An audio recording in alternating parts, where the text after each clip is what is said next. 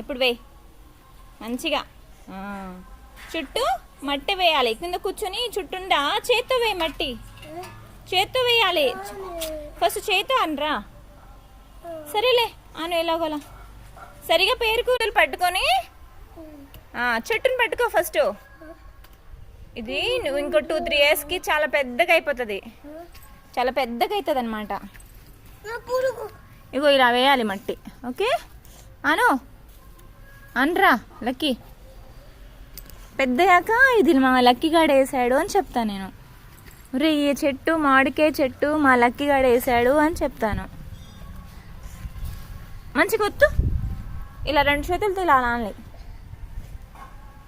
ఇప్పుడు చూడు చెట్టు దగ్గర నించో.